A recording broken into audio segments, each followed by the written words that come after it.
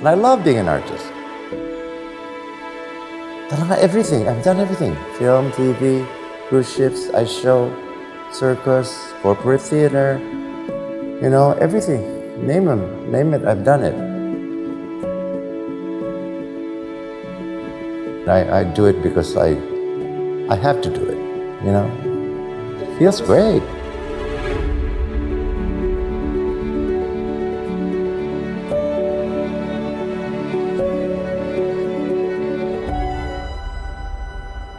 For almost half a century, stage designer Eduardo Sicangco has blessed the performing arts world with scenery and costumes that stun, delight, and inspire. I am known for splashy, bongga. I'm very good at wit. Wit is, like wink, that I'm good at, and high style. So usually I get hired for like plays set in the 30s, turn of the last century. High style is what I believe I'm good at or comfortable with. I don't want to compare him with anyone because for me, he's incomparable. First of all, his creative eye is something that I haven't seen in anyone for that matter, most especially people who design sets and costumes. His attention to detail is so keen that I always give out a wow when I see his drafts and the colors that he uses. It's just that I always find as an artist that they have very different ways of looking at things. Their perspective is always very different from an ordinary person like me, for example. It's like almost like you get an art lesson every time that you talk to people like them, And every time that he shows us the things that he does, well, let me tell you, my head gets blown off. It's really something else. I always find it special. Toto Sicangco traces the roots of his style and his artistry to his origins in Negros Occidental. Well, you are totally formed by where you grew up. I am who I am because I was lucky enough to be born in Negros. I come from a family that loves the arts, all the way from Iloilo to Negros. Our house was also constantly full of music from my dad, and my mom also taught voice and had students. She taught singing, and so there was music all around, and it was a nice atmosphere to grow up in.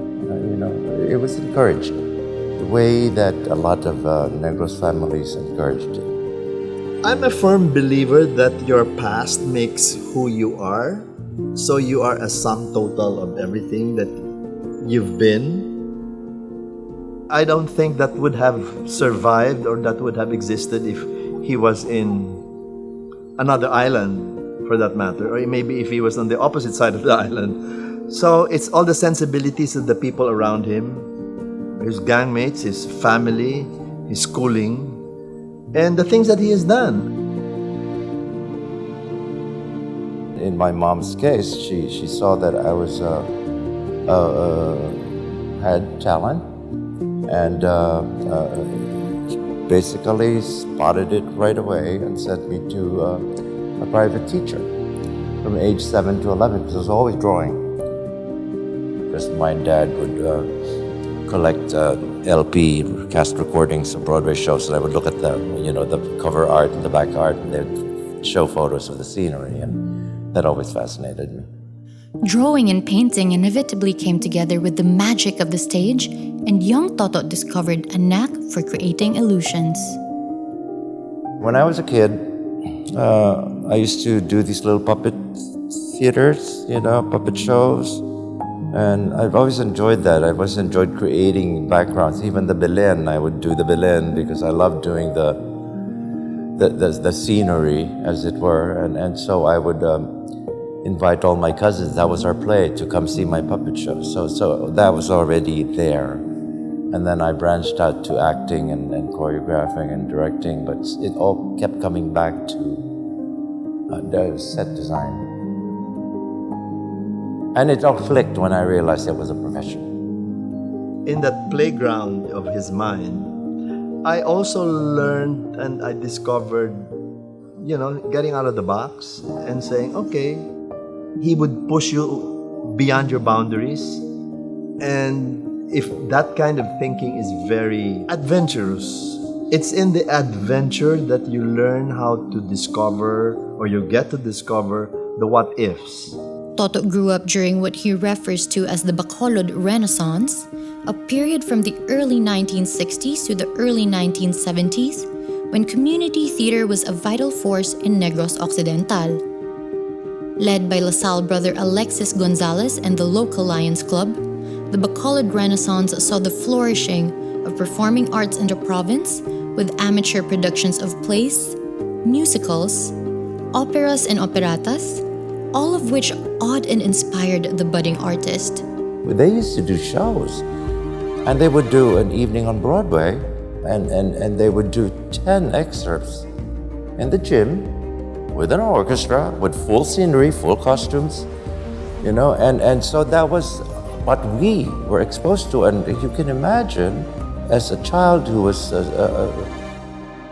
I was stage struck. While pursuing a Bachelor of Arts in Mass Communication at the Ateneo de Manila University, he enrolled in a set design class under designer Amiel Leonardia. The following year, he sat in the same class, this time under future national artist Salvador Bernal, who recognized his talent. That's when I discovered that set design was a career and a discipline.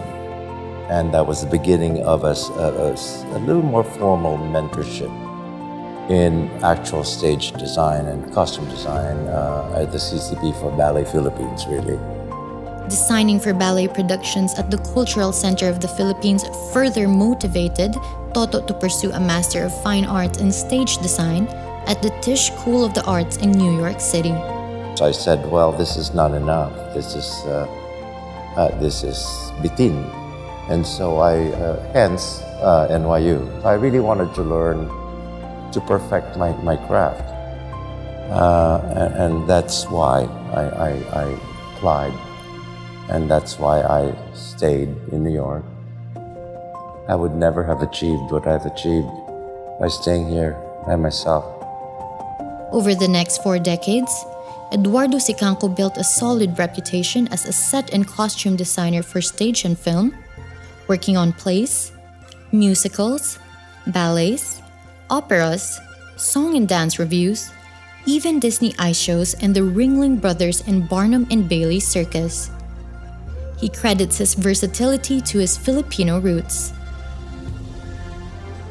I hate it when people say that our culture is not original because it's a mix of Spanish, American, Oriental, but that's our culture. And as a designer, God, it's amazing to have that in you. So things come easy to me. Fiesta mentality, which is very Pinoy, Baroque. I'm not a minimalist, I'm Baroque. Again, that's very Pinoy. Later in his career, he began to teach at New York University and then at the University of North Carolina School of the Arts. While he has been based in New York for almost 50 years, he still calls Bacolod home and continues to express hope for the flowering of creativity in the province. It's not about the lack of talent. It's not. That talent has always been here. Always. But undeveloped, that's not the issue. Grabe yung talent. The painters in Bacolod, the sculptors, even designers, actors, directors, all here. It's in our DNA. It is. Even now, Toto Sicangco continues to work, ever in pursuit of an elusive ideal, That one hit show that will showcase his talent and run forever. But in his heart, he knows that he does his best work closest to home. He began his professional career with Ballet Philippines, and as his sister, dancer Cecile Sicangco, rose in the corps de ballet to become the prima ballerina and then the company director, he returned to work beside her. I loved Romeo and Juliet for Ballet Philippines because Cecile was Juliet. And to take a bow with your sister at the end of the ballet in front of your mother, how magical is that? So that was the highlight of my career. The real thing is taking a bow in front of your mother and family. I get teary-eyed a little remembering it, but that's why you do certain things. You don't do it for glory, really. I don't think I did anything wrong. I think I'm not sorry. Never hurt anyone seriously or maliciously. I've tried to lead a good life. Tried to be kind, considerate, fun. If I had to define an artist, I suppose an artist is all about feeling things deeply. Looking at something that everyone sees and thinking thoughts that no one else does. What's beautiful to me might not be beautiful to you, but it is my job as a designer that what's not beautiful to you, I will convince you that it's beautiful. That's my job. If there's a God, that person, he or she, is a designer. Look at nature. Look at the sky. Look at the sunset. That's what I believe in.